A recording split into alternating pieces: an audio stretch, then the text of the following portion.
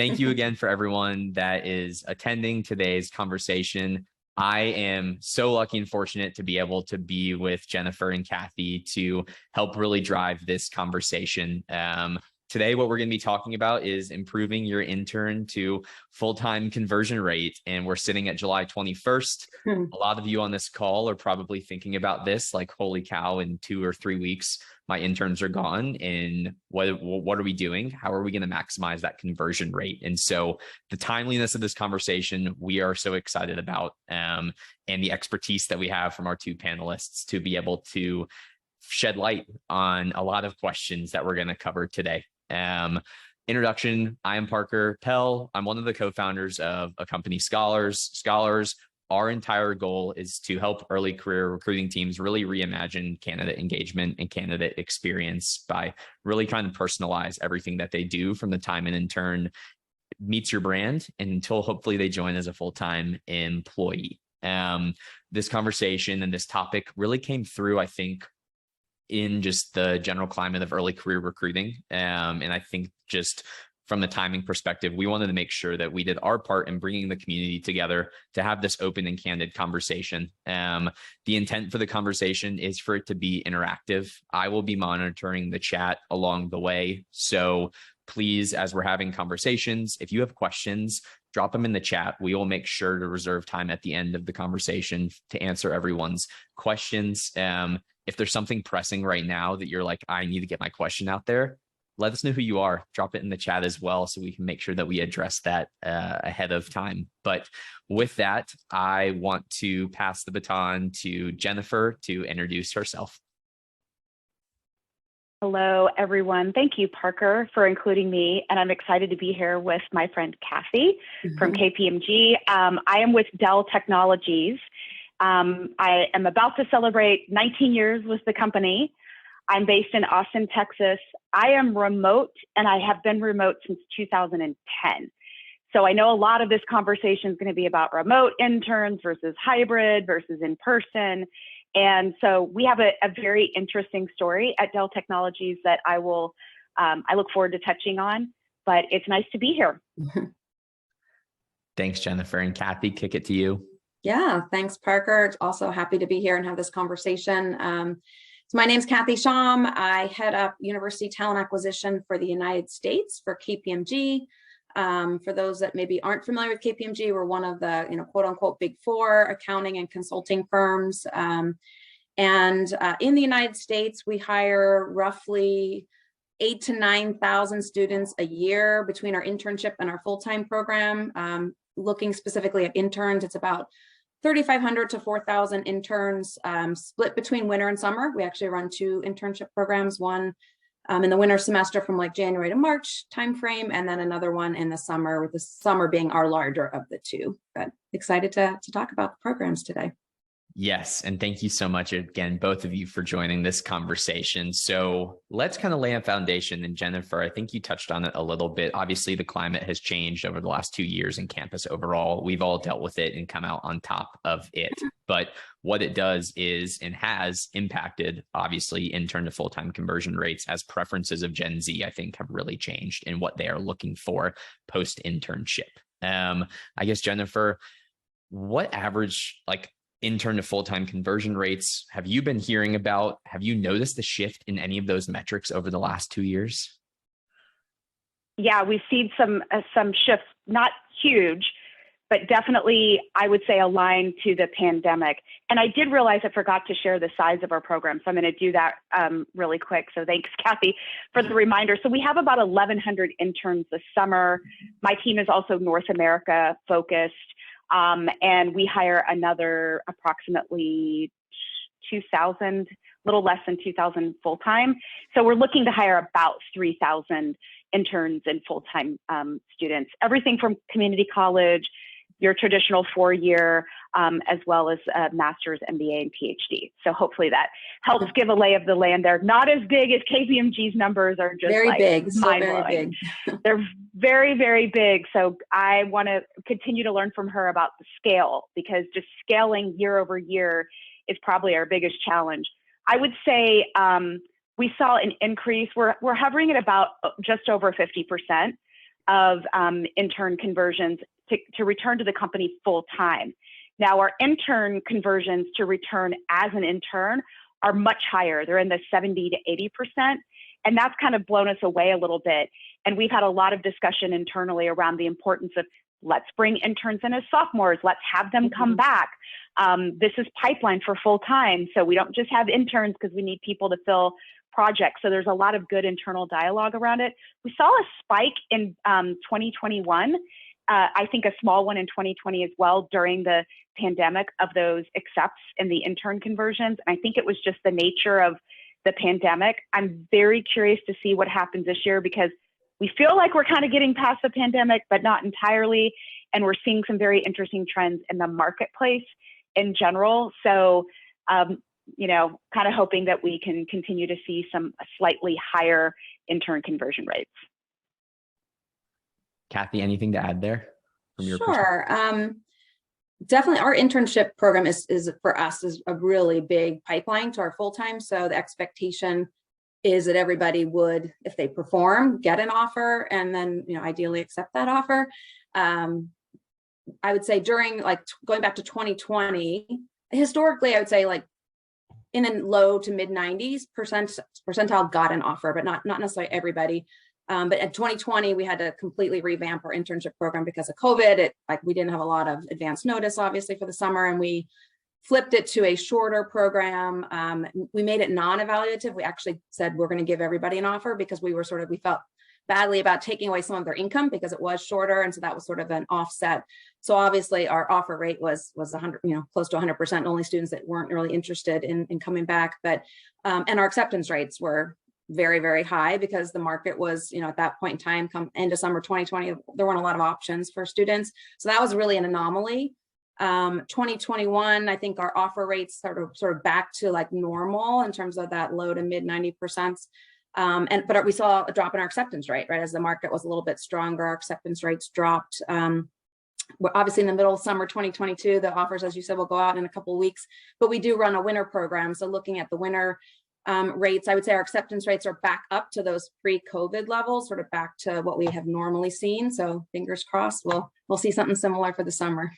Definitely. And Jennifer, I think we didn't even talk about this before this conversation. I think it's so interesting that you're tracking intern to intern conversion rates as well as intern to full-time. Mm-hmm. And I would be so curious, and this is just in throwing it out there, what that intern to full-time conversion rate looks like versus just a single internship to a full-time as well. I think that that's something really interesting that I did not think about. I can get that. I can get that information yes. Because we are, you know, 3 or 4 years ago, we just really started tracking everything more out of just curiosity. Yeah. Where are there gaps? Where are there opportunities? And we weren't really tracking the intern to intern. And once we looked at it, we were like, wow, it's pretty high. Let's really lean on the business to bring people in rather than just rising seniors, bring them in as sophomores and juniors because they're coming back at a really high rate. Some of them come back to the exact same group because they just had a great experience. But then there are instances where they come back and go to a different part of the business. I've heard of people going from supply chain one summer to finance the next. So we're really trying to offer and foster flexibility as much as we can. And I will say that word probably 8 more times in this conversation is students really want companies to be flexible with them. And then our business units and stakeholders we work with want us to be flexible, right? And when I talk about us, I mean the center. So talent acquisition, campus recruiting, emerging talent, whatever your team is called. So to me, it's all about hybrid, flexible, whether they're working in a particular place or whether it's a scenario or situation, part-time. You know, not everybody wants a full-time role. Some of them want to work and go to school. So it's creating a lot of interesting dialogue and conversations around how do we offer just kind of almost like a menu of services that our students can choose from. And I'm sure that we're going to get a question about how to track that from an intern to intern in a way that is obviously able to be seen from a holistic level and be able to be implemented. Kathy, you mentioned the market, and I want to get into that. How has this kind of hot labor candidate talent-driven market affected your kind of planning and strategy as you all look to extend full-time offers to interns that finish up at any way? I think like it's really when you go back to like the budgeting for how many interns are we going to be hiring. Probably, I think for us, like that number's gone up. Our intern hiring is up, partly also factoring in reneges across the board. I think for most companies are up. Fortunately, ours haven't gone up significantly, but a little bit, and every little bit then sort of impacts how many other positions you need to go back to campus to fill. So looking to, that in and try to predict in this sort of unpredictable market, what the right percentage is, but making sure that we're leaving enough full-time spots that don't come from our internship program to be able to get really great people that are still obviously looking for work at that point in time. So it's made that budgeting process just a little bit more challenging than historically for us. I think we can't rely just completely on our past metrics, and we need to have a little bit more flexibility, to Jennifer's point. Would you kind of concur, Jennifer, with that? I would agree. And just as an example, one of the most recent conversations we've had internally is we have deadlines around when we need to have all of our interns accepted. And Cassie brought up the dreaded reneges word. Thankfully, we've been in the 4 to 5% this year. So we're pretty low, fingers crossed, and it hasn't really increased. I've heard companies as much as 20%, which Godspeed. I cannot imagine how stressful that must be. But we've decided we've got a deadline. We're going to have a deadline every year, but there's going to be reneges, and we need to have candidates ready to go, waiting in the wings to fill up as many of those slots as possible. Where 4 or 5 years ago, it was like, oh, sorry, guess you don't have an intern this summer. The deadline's passed. We can't really operate that way. Mm-hmm. We've even had people ask for interns in July. So that's probably a little late, but there needs to be in April and May some kind of flexibility. There are candidates still applying and still coming in. So why not at least try? So our goal is definitely to be as flexible and also to fill as many of those intern slots as we can. 100%. And that kind of silver medalist category of interns who we haven't initially extended an offer to, but if we were to encounter a renege, they would be ones up, as I think is a whole nother conversation that we can have around what is that process like to treat that silver medalist candidate in a fair way to still allow us to be able to obviously give ourselves the best chance if we needed to go to them. So we're here to talk about optimizing our internship to full-time conversion rate. For either of you, what goes into your all strategy as you think about how to optimize your conversion rate, and any kind of specific examples that you're willing to share? Sure, I can start, and Jennifer, you can certainly add on. For us, I think we look at really just making the internship experience the best that they can have, so that they leave feeling really good about the firm. Hopefully getting an offer and accepting it, but if for some reason they don't accept it, at least still want them to feel really good about KPMG and bringing that brand back to fellow students on campus who would consider joining us as well. So we look at sort of 3 aspects. One, of course, is the work experience, right? What are they doing every day? And is it something that they feel good about, feel challenged, and just having a great experience? Certainly like networking, and exposing them to as many people at the firm as we can get, so that they are really building that network and having that resource of people that they want to come back and join. And then professional development too, the training aspect. And so not just the on-the-job work experience, but are we giving them training that they can feel like they're growing, learning things that they can take back to campus, and make them a better student, but then, obviously as a better professional in the long term. So those are sort of the 3 components that we look at, and certainly happy to give examples within each, but I'm sure that Jennifer has some things to add on as well. I mean, you said it perfectly, literally everything Kathy was saying. I was like, So it's definitely the experience, the community that you help them build, the engagement with executives. Our interns really appreciate that sometimes at their end of summer, they're presenting to an SVP, which for a company the size of Dell Technologies or KPMG demonstrates the commitment to the internship program. The SVP is like, I've got to go listen to my interns present. Like, it's that important. We also like to throw in just fun stuff. We have talent competitions, which, are a lot of fun. People are singing, playing guitar. We have prizes.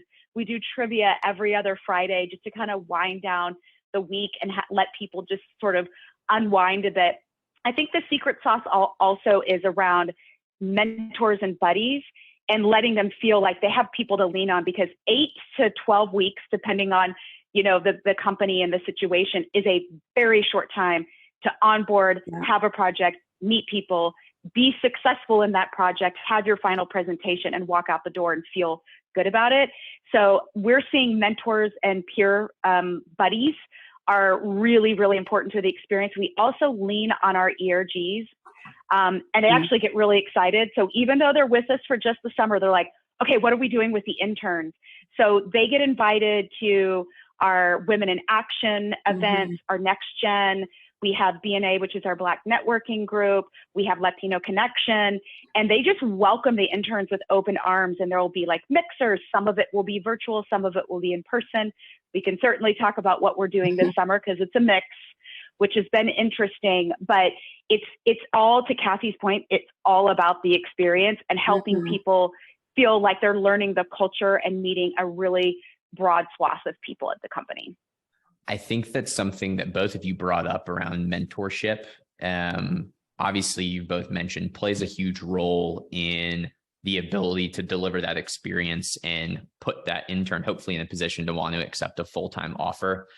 Any sort of advice from either of you on how you lay out kind of expectations to mentors or buddies in terms of what their role might be in this intern's experience, and ultimately kind of like how that's ultimately impacting like our early career TA teams, like performance?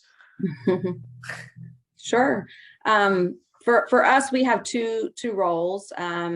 One, we call it the performance manager. That's sort of like, you could say, is sort of their mentor. And then another is like their buddy, which is someone a little bit closer to their, maybe only someone a year or two out of school, a little bit closer to their experience. And we have those same roles for our full-time employees as well. And so a lot of what they're doing is similar, right? So they know it's an intern, but it's similar. They're used to that role of being a PML or being we call it a transitional coach for a full-time employee. It's a buddy for an intern, but it's a lot of those same responsibilities that they're kind of used to doing. But we do have calls with them, kind of give them a guidebook and some guidelines in terms of what they should be doing, some tips to working with their interns, and just sort of reminding them that their intern's still a recruit, right? They haven't joined the firm full time, and we're still in sell mode in that example. But we find it like they all want to do it, but right? We don't need them to try to negotiate an offer on their behalf.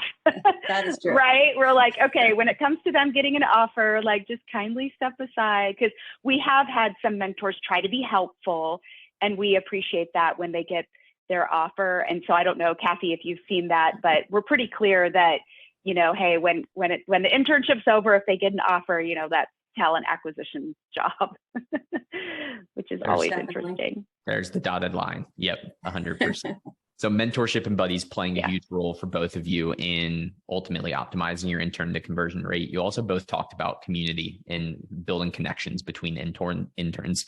Any specific examples of what either of your programs do that have been successful and from what you've seen to help build those connections truly? Do you want to go first? One example that I'll just mention, and then I'll kind of kick it over to Kathy, because I'm sure she has some really good ones. We just had our what we call recent grad panel with our interns.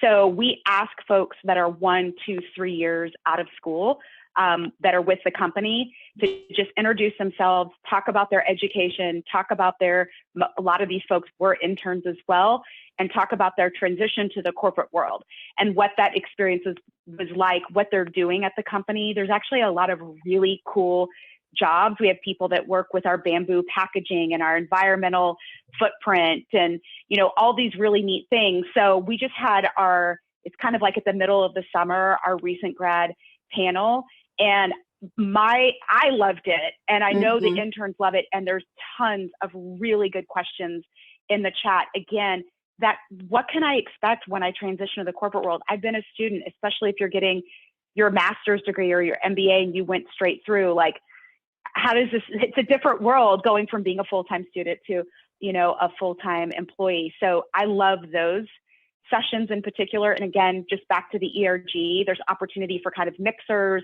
and we try to create an environment that's really comfortable. And I would say at Dell, I've been at the company for a long time, and I would describe us as, we're professional, but we're comfortable. we really pride ourselves on being open and transparent and friendly. And we've actually, in some of our surveys, seen students describe us as friendly. So we just want them to feel comfortable asking the question.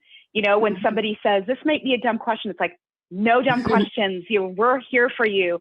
So we try to encourage that comfort, that sort of informal type of approach. And we think it works well, at least for us. Yeah. I think one of the things that we do is we have a training facility that's not too old. It's just a few years old, opened up actually right before COVID and then had to shut down for 2 years, but we reopened it up in Florida. It's our training facility and sort of our home, our cultural home, we call it. So all the interns get to go there for training during the early part of their internship.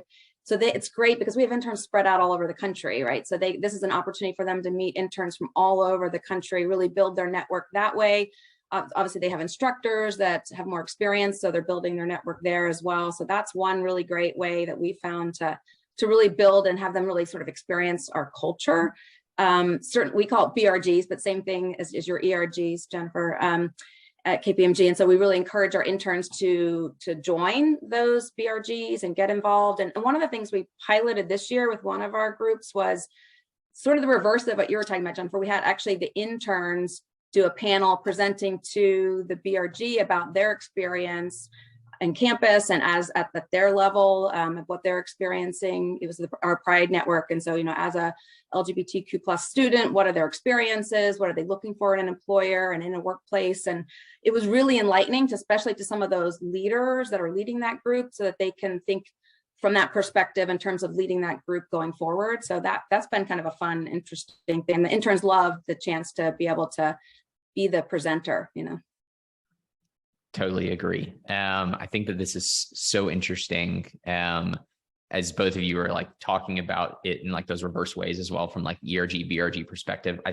don't think there's enough employee and business resource group, affinity group involvement in early career programs that there needs to be as well, because I think that plays such a key role in actually providing like a visual representation of like, I am a full-time employee at KPMG or Dell Technologies. Like this could be something that I join and be a part of is a huge part of my career and could be a career as well. So I think that that's so key. And we're as we think about improving our conversion rates as well, feedback is huge. Listening to feedback and executing on feedback. How does feedback play a role in how you all think about your intern to full-time conversion strategy? If you take a step back and look at 2021's interns that converted, how does that feedback play into what is now soon to be our 2022 intern conversions? Yeah, I can get started. Huge. We do a lot of surveys and focus groups, our poor interns, but they're always willing to share. So we had a 2-week pulse where we'd been hearing some feedback, but sort of anecdotally. So we said, let's just take a step back and give them an opportunity to provide us feedback on these couple of things, because they just onboarded, they just moved into their housing if they had housing, or got their equipment and were, working remotely, whatever their situation was. We wanted to do a touch base. And then we do a midsummer. And then we also do a more formal exit survey. And we partner with an organization called Veris Insights. They used to be Ivy Research Council. So we get really good data as well as benchmarking. Where do we kind of stack up against our peers? But then we also invite them to a lot of focus groups and even roundtables. So just as an example, this very morning, a very hot morning in Texas, Jeff Clark, who's our chief operating officer, basically, one of Michael Dell's right hands, had a breakfast with about 200 interns. We sent out an invite. He just showed up and, was his usual open, charismatic self. And I'm hearing great feedback from it. So sometimes it's these sort of last minute, just, hey, come have breakfast, come have a cup of coffee, with this really senior person. And they are all so willing to do that. So it's things like that as well that I think make a difference. Yeah, we definitely survey our interns, and it's, as I mentioned, we've got interns all over the country. So each of the different locations are able to filter the survey results to see what's specific to their market, because something could be working well in one market and not in another. So we definitely use that data. Another example of what we did, we have a program called Embark Scholars, which is an early internship program for underrepresented students. And we had kind of relaunched the program as a completely different type of program last summer for the first time. And one of the things we did as part of their internship, they were broken into teams, and they had throughout the summer opportunities to connect with their team, and they had to present back to us their thoughts on how to improve that program going forward. And the winners were actually then, got prizes and scholarships and things like that. And then we really took that feedback and we implemented, we couldn't implement all of it, but we implemented a lot of the really key things so that this year's program is markedly different, taking into account some of that feedback from their capstone projects that they worked on. How many surveys are too many or too less? It's the golden question that I'm sure a lot of people that are attending are asking themselves. So I would love ideas on that. We send a survey as part of that internship training that I mentioned that happens at our Lake House facility, that is specific to that training. Yep. So they get that, and then we send one at the end of the internship. So we keep it to just those two, to not be too overwhelming, to make sure they fill it out and get so we can get that good, valuable feedback. But it's a great question. I mean, we also monitor, the response rates. So if we're sending out a lot of surveys, or we're sending out invites to breakfast with Jeff or engage with this ERG, and people aren't showing up, we notice that the attendance rates tend to go down a little over the summer. And that's because they're focusing on their project and they want to finish their project. So lots of engagement week 1, week 2, and then we kind of try to taper off a little bit and just think of the natural course of the project that they're trying to complete. I see really high engagement rates with surveys because I think I think this generation really wants to be heard. But yeah, there can be too much. Yeah. And we always just remind them, like, this is optional. You don't have to answer this, but we want you to have a voice for sure.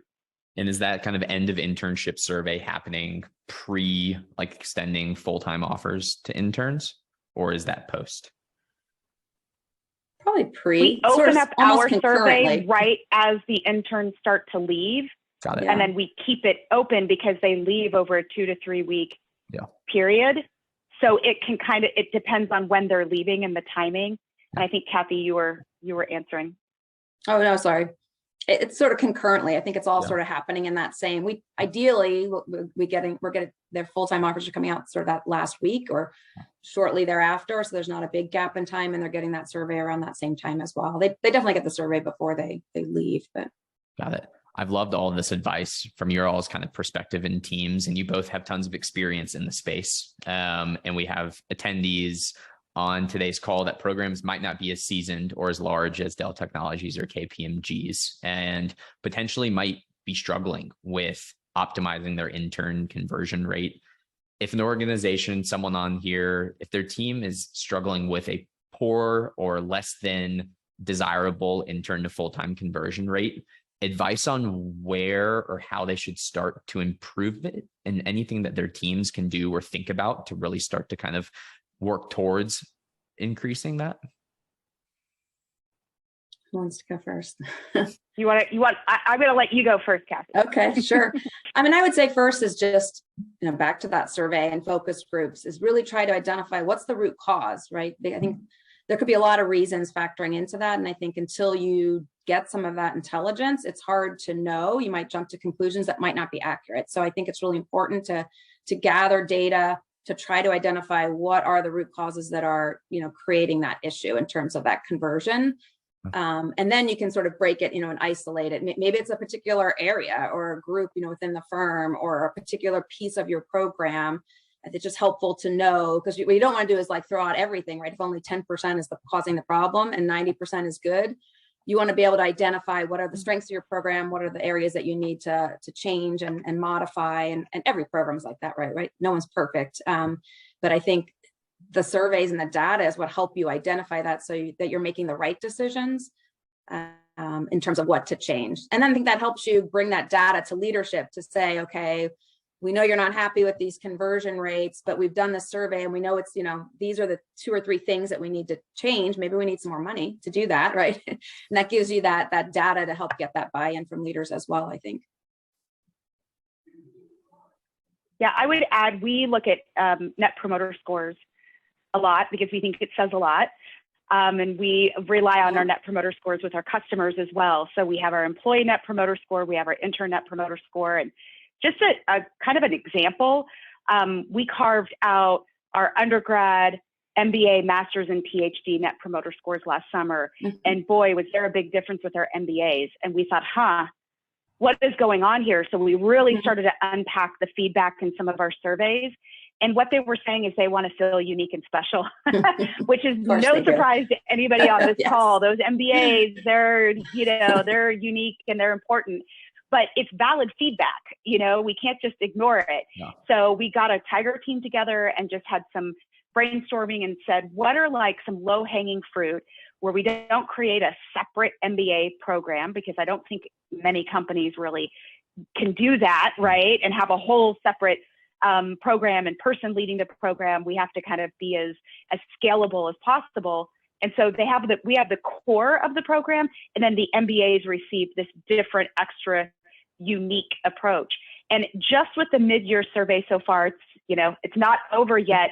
That score went up, I believe, 14 points for NPS for our MBAs. Awesome. So it's still a little bit lower than the other interns, but it's gone way up. And we're like, oh, okay, gut check. They told us they wanted to feel unique and special. We provided them some special check-ins. We had like a session with like a couple of executives just for MBAs. And clearly they went, I like this. So, it's just simple things like that. And we didn't have to ask for extra money or budget or headcount. So that data and that feedback is really important, and it does work.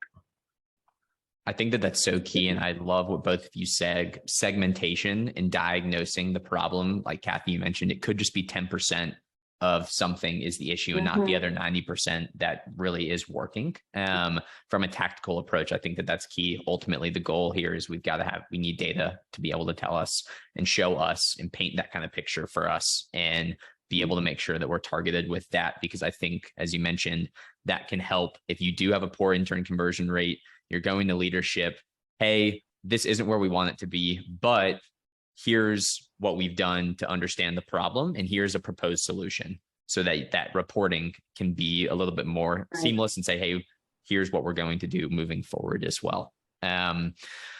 So at the beginning of the conversation, we brought up this idea around kind of silver medalists. I think this is a population of candidates after they do our internship. Maybe we don't have a requisition for them right now. Maybe they just aren't the gold medalists that we want to offer first, but is an important population in this war for talent in this labor market, obviously, as you've both addressed.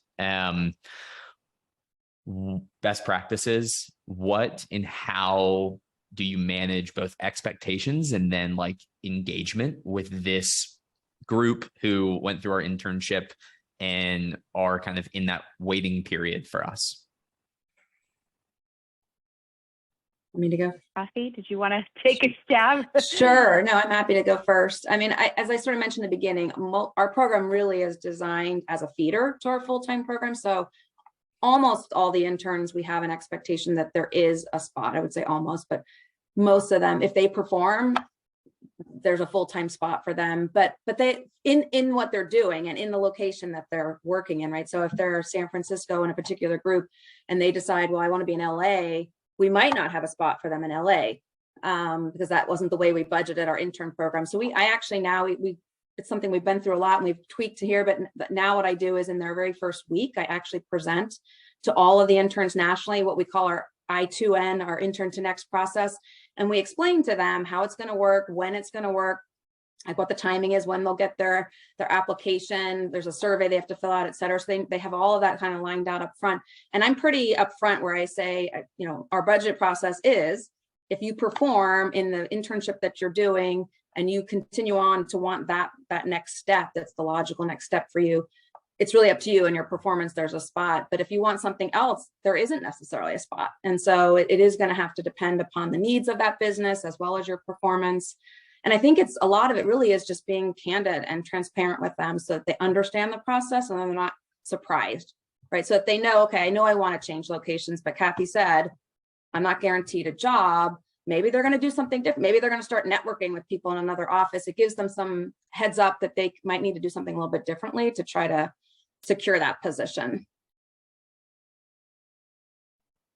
Yeah, that's great. I mean, for us, we are pretty flexible on specific location, and some of our interns this summer, even though we're sort of getting past COVID, are actually still remote. And some of our recent grads, when we hire them, they can live wherever they want, which is really cool. That's nice. So most of our, it's really nice, and it helps us. Again, I said I was going to say flexibility 10 times, so I think this is only number 3. But it helps us kind of be more agile with the students' needs and the business unit's needs. So the business unit has, for North America as a region, a certain number of set demand. We're flexible on that too. Sometimes we go up, or they'll say, well, there's a couple extra people, like, let's just try to budget them in. So it's really all about that flexibility. We have the last couple of years taken students that have received good feedback. So we have a whole process and a template and a form, and we review it and say, here's the people getting offers. These people aren't getting offers. Why? What's going on? Sometimes it's a simple reason of, well, we had demand for interns, but we didn't have demand for full-time. Then we address to say, you really should have demand for full-time because this is a feeder program for full-time.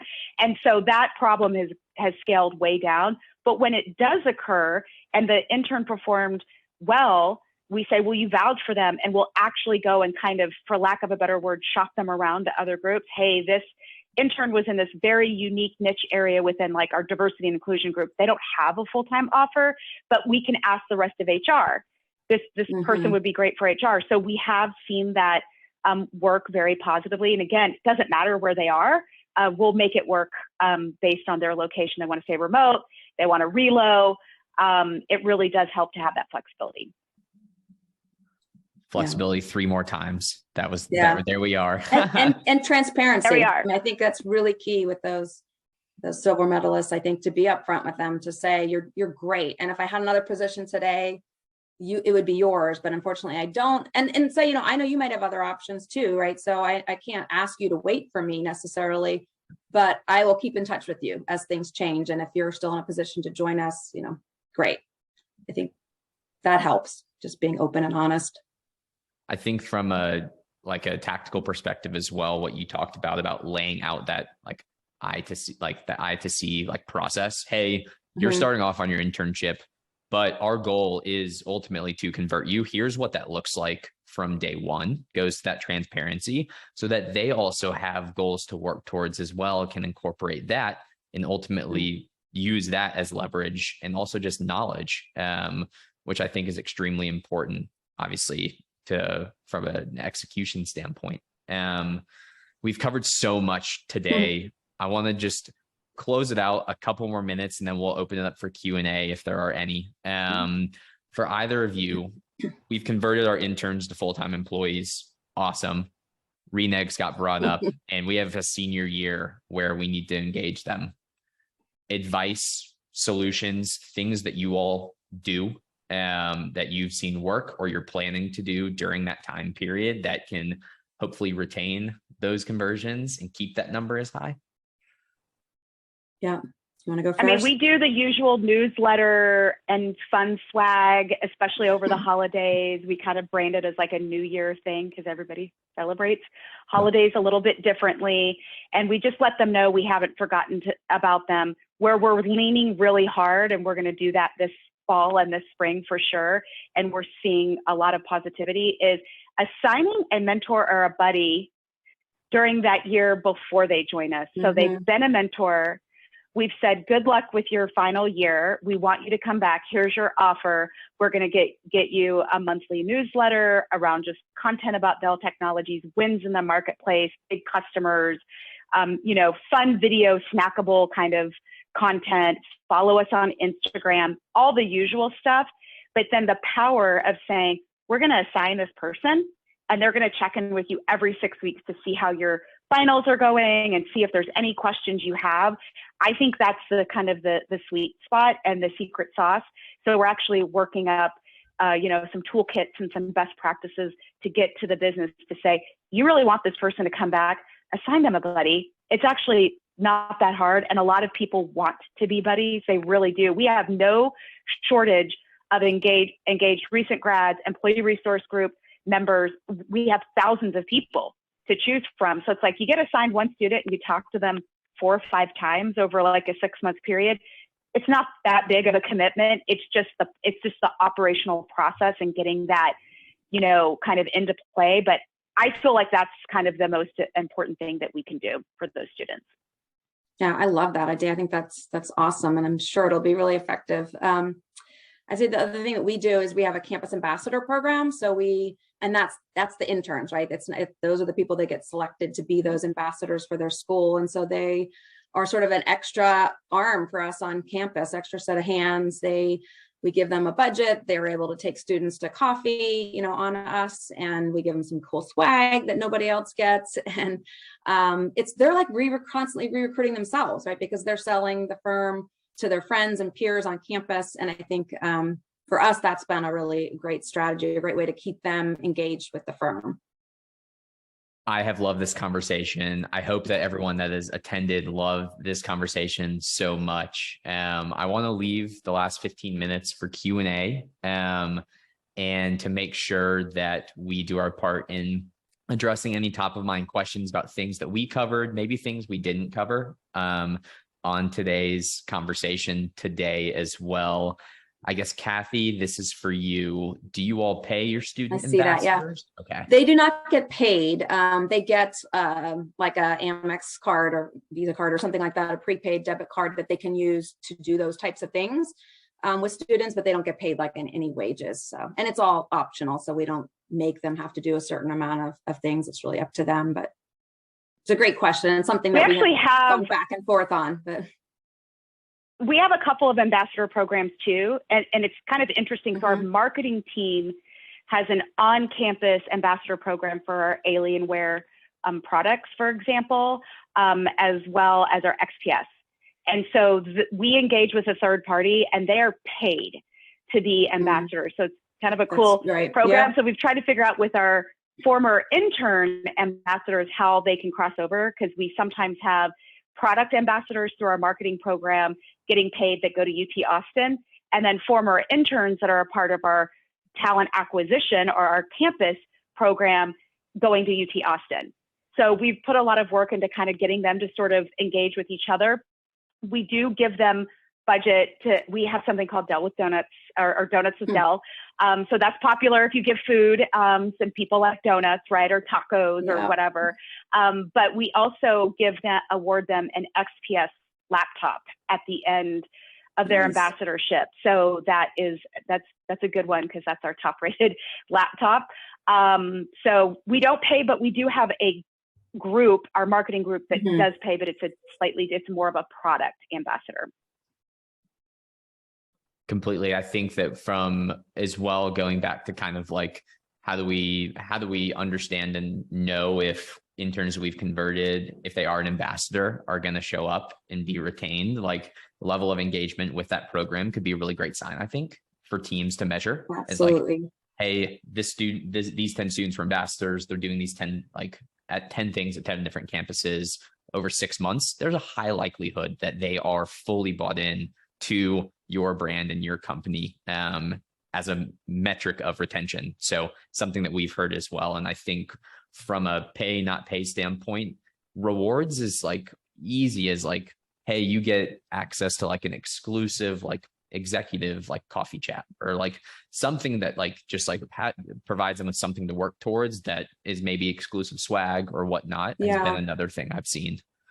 And we often, like if we're having an event on campus, they're helping, say maybe it's a career fair or something like that. They're helping us like with their feet, boots on the ground there at the event. And then we often will have just a, private, just the KPMG people that are there together, go out for drinks or something afterwards. And we invite those campus ambassadors, they're part of that extended part of our recruiting team, whereas, no other student gets invited to that. So we try to do it, like you said, in other exclusive opportunity ways versus just out in like an hourly wage.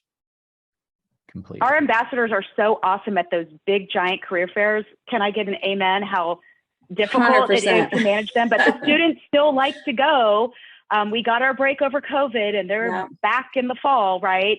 And so if we're at a big school, you know, I gave a shout out to UT Austin, so I'll use Texas A&M or University of Massachusetts. We usually have a couple of ambassadors at that school because it's a big school for us, and they'll come work the crowd.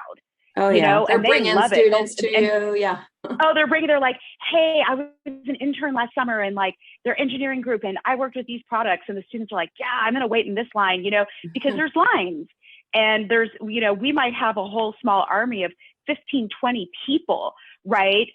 Sometimes at some of these career fairs, we'll have multiple 5 or 6 booths stacked, because it's such a big school for us and it's such a big career fair. And we're like, hey, you know, help us work the crowd. And they're really, really helpful. And they actually get really excited and they enjoy it. And to Kathy's point, they're getting resold into the company when they do. They're like, I'm so excited to be back again. So it really is, the ambassadors are super effective. Any more questions for Kathy, Jennifer, about anything that we've covered today? Give it a couple more seconds before we wrap up. I think it means we were successful in covering a lot of ground, and kudos to you, Parker, for like leading the conversation and all the questions. Really well done. Yes. And I guess we will close it out. I thank everyone for attending this webinar. We at Scholars are trying to put these on a monthly basis, just honestly to bring knowledge, rock stars like Jennifer and Kathy to the forefront to speak on things that they're passionate about, everyone here is passionate about and know a lot about, to try to do our part and really kind of help facilitate and bring that data and insights to early career recruiting teams as we today think about our intern to full-time conversion strategy and everything that we covered today. If you have teammates, members that weren't able to make it, we will be posting this and have a URL to the recording. So I will make sure that everyone gets that so you can share it with anyone. Please feel free, reach out to myself, Kathy, Jennifer with questions as well. I'm sure connect on LinkedIn. Yeah, LinkedIn, email, everything. Reach out anytime.